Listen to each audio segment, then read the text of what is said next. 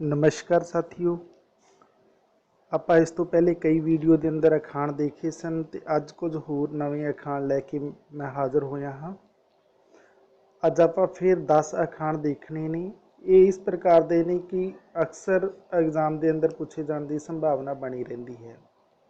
ਪ੍ਰੀਖਿਆ ਦੇ ਨਜ਼ਰੀਏ ਤੋਂ ਜਿਹੜੇ ਮਹੱਤਵਪੂਰਨ ਅਖਾਣ ਨੇ ਸਿਰਫ ਉਹਨਾਂ ਦੀ ਹੀ ਗੱਲ ਕਰਨੀ ਹੁੰਦੀ ਹੈ ਆਪਾਂ। ਤਾਂ ਆਓ ਸਾਥੀਓ ਸ਼ੁਰੂ ਕਰਦੇ ਹਾਂ ਅੱਜ ਕੁਝ ਹੋਰ ਅਖਾਣਾਂ ਦੇ ਬਾਰੇ ਚਰਚਾ। इस तो पहले आप 30 अखाण 3 वीडियो के अंदर देख चुके हाँ तो अज ये 31वां अखाण है। अन्ने नूं काणा 100 को तो वल पा के मिलता है। तो साथियों इसका मतलब है कि इस अखाण की वरतों उन्हां लई कीती जाती है जिन्हां दो व्यक्तियों दी आदतां मिलदियां होण ते ओह इकट्ठे हो जाते हैं, या फिर असीं ये कहिए कि कोई दो ऐसे सिमिलर आदतों वाले या फिर कोई भैड़ियां आदतों वाले जोड़े इंसान होंदे ने वो जो इकट्ठे हो जान तो आपां उन्हां दे लिए उस ढुकवीं स्थिति के वेले ये अखाण वरत लैंदे हाँ कि अन्ने नूं काणा 100 कोह तो वल पा के मिलता है। ਪ੍ਰੀਖਿਆ के अंदर खास तौर पर अखाण का अर्थ कई बार उसनूं वाक विच वरतन लई भी कहा जाता है। ज़्यादा तो ज़्यादा अखाण के बारे ये पूछ सकते हैं कि अधूरे अखाण नूं पूरा करो। तो आपां नूं ये 3-4 गल्लां ही नोटिस करनियां हुंदियां ने। जेकर अपनी ये समझ के अंदर आ जाण तो कोई भी प्रश्न है जिहड़ा इस तो बाहर नहीं जाएगा। फिर आपां 32 नंबर अखाण की गल करांगे। अपनी गली विच कुत्ता भी शेर हुंदा है। बहुत ही सरल अखाण है। अपनी गली विच कुत्ता भी शेर हुंदा है।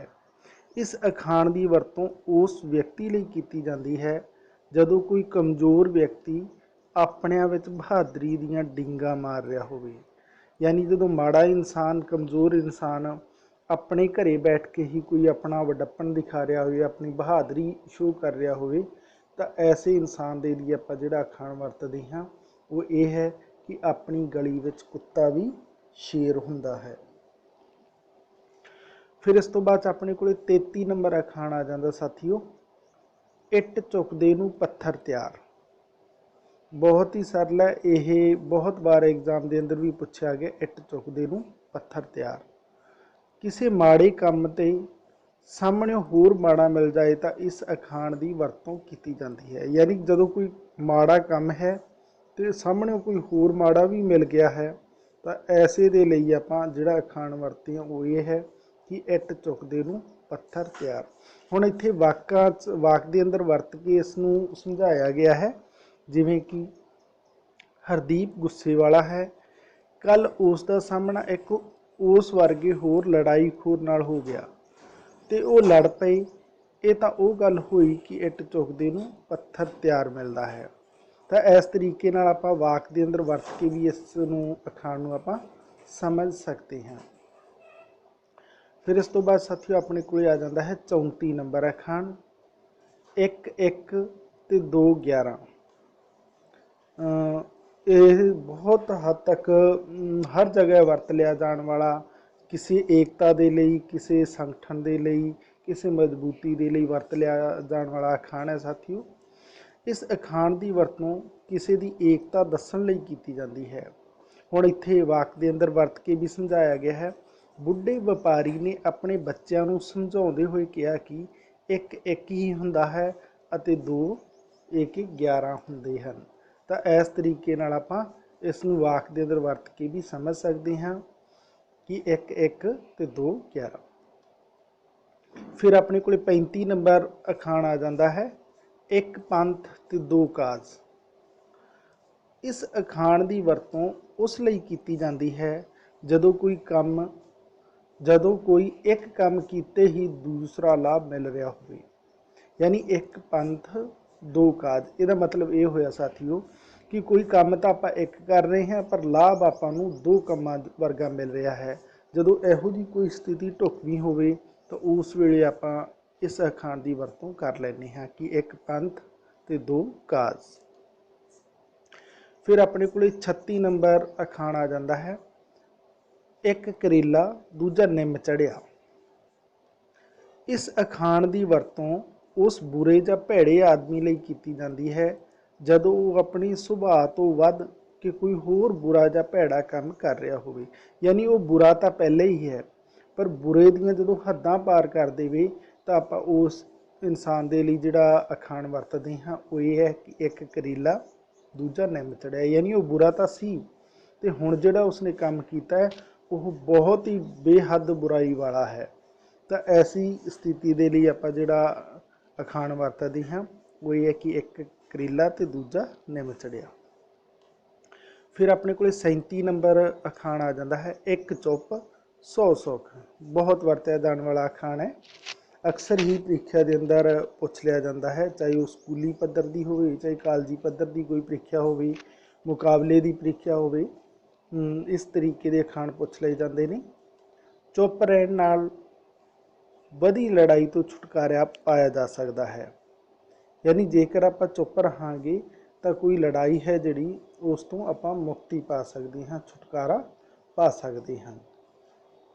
ਇਹਦਾ मतलब ये होया कि एक चुप 100 सुख। यानी जी एक चुप है वो कई सुखों का राह खोल देती है। तो ऐसी कोई भी हालत होवे तो उत्थे आपां इस अखाण की वरतों कर सकते हैं। फिर उस तो बाद साथियों अपने को जिहड़े होर अखाण आ जाते हैं जिन्हां दी आपां गल करनी है।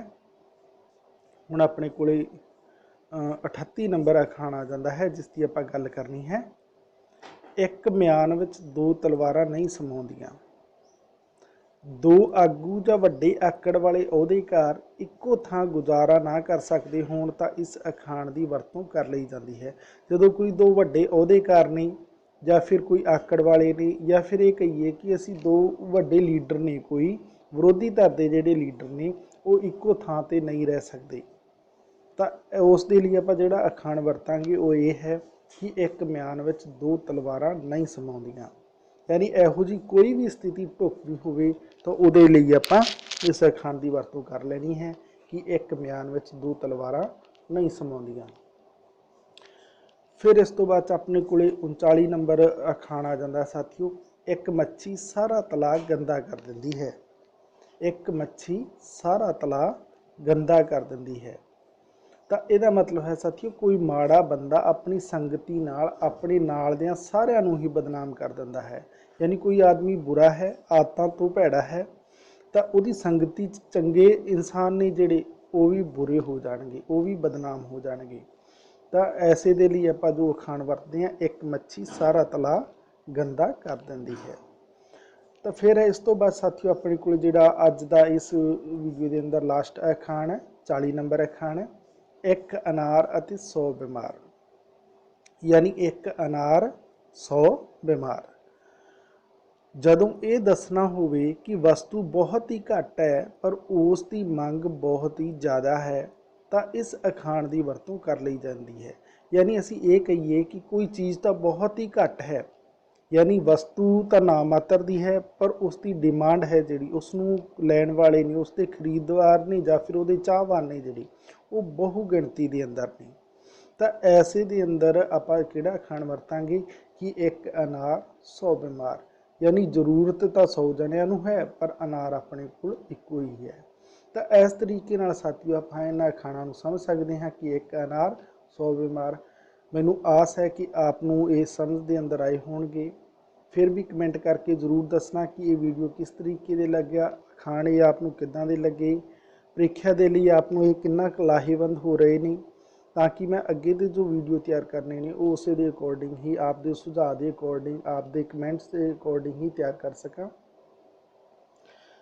जेकर तुसी पहली बार इस चैनल ते विजिट कर रहे हो तो साथियों चैनल नूं सबसक्राइब करना ना भुलना, नाल ही नाल बैल आइकन ऑन कर लेना तां जो हर रोज़ मिलने वाला वीडियो आपनूं सब तो पहले तुरंत मिल सके।